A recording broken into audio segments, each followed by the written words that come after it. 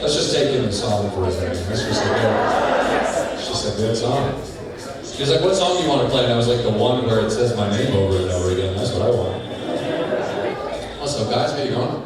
Doing good? Nice. Anybody here on the spectrum? Nice. I can smell it, you know?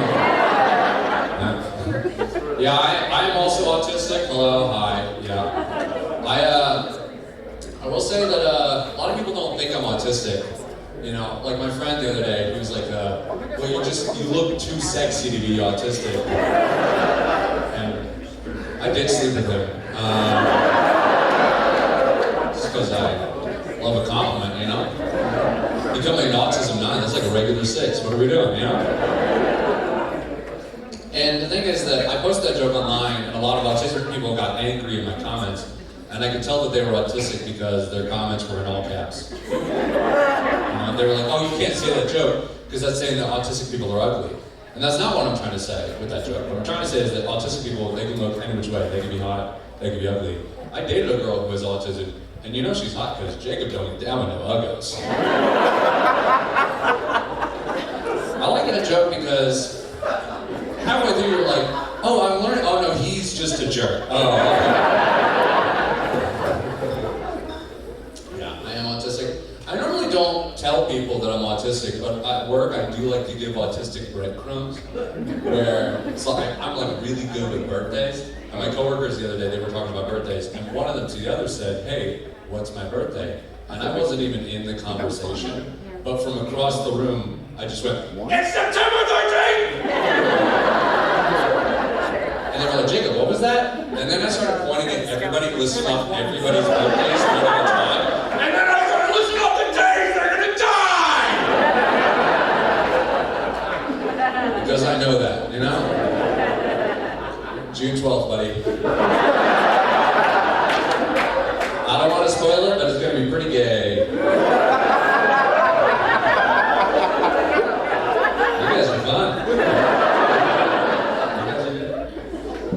Yeah. A lot of people will come up to me after shows and be like, oh, you're an inspiration for my autistic child. And I'm like, did you see anything I did up there? That's crazy. You know? And I was talking to this one guy about his autistic son and how, you know, I told him how I live on my own and I financially support myself, and I could see the hope for his son really start to light up in his eyes. And then I saw him get really excited for his son's future when I told him I get laid. He was like, my son's gonna get laid? I was like, yeah, by me, where is he? That's clean, I was told I could say that, okay? I was told I could say that. Okay, it's implied, all right? No, I come from a crazy upbringing. Anybody here got crazy parents? Oh, all the autistic people, interesting. Yeah, I got a crazy mom. Never met my dad, and you can tell. I found out last summer that my mom somehow got engaged to my dad I've never met. I'm gonna go to the wedding, I'm gonna object. No, I actually found out that they did get married like a month later, and then they got divorced, and this is gonna be a bit rough for a second, but they got divorced because my dad was hitting my mom. And my mom did not raise me right at all, like, was very abusive. But I felt sorry for her, and she texted me, and she said, Jacob, I'm so sorry for your childhood. I apologize. I left your father, I love you. And my first thought was, oh my God, my dad really knocked some sense into my mind.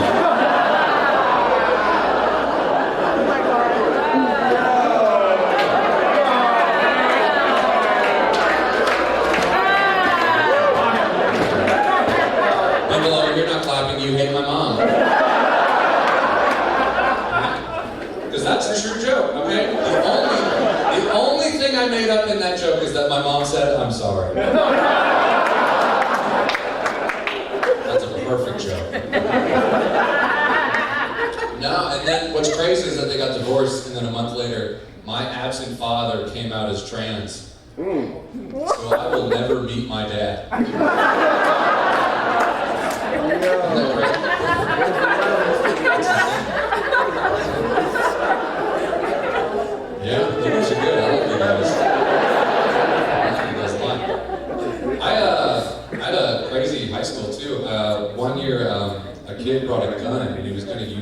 then he got caught, right? So nobody got hurt, you know? I wish. No, that's way too crazy. But no, nobody got hurt, but how he got caught was that in first period, he turned to the kid next to him and he said, hey, I brought a gun. In fourth period, I'm gonna use it. And then the other kid told the teacher and he got arrested, right? But imagine being that student, that you're just sitting there and he goes, hey, I brought a gun. And you went, oh, cool.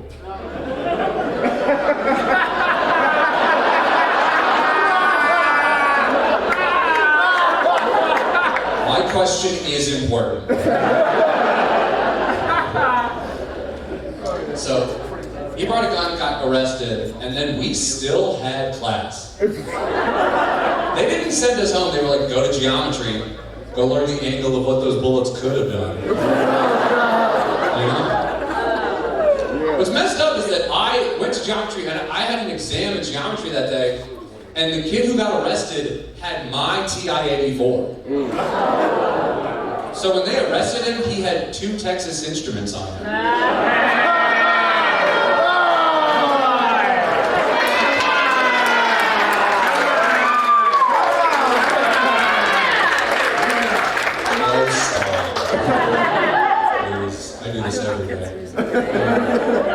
Yeah.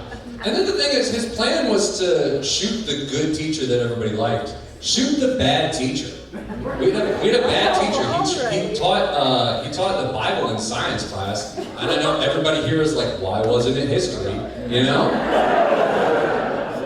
But he was gonna shoot the good teacher. The bad teacher, by the way, got fired after teaching the Bible in science class. And after he got fired, he went on Twitter and he posted, I knew that principal would fire me, that snake Jew. And everybody was like, whoa, Coach Osborne, we didn't know you were cool.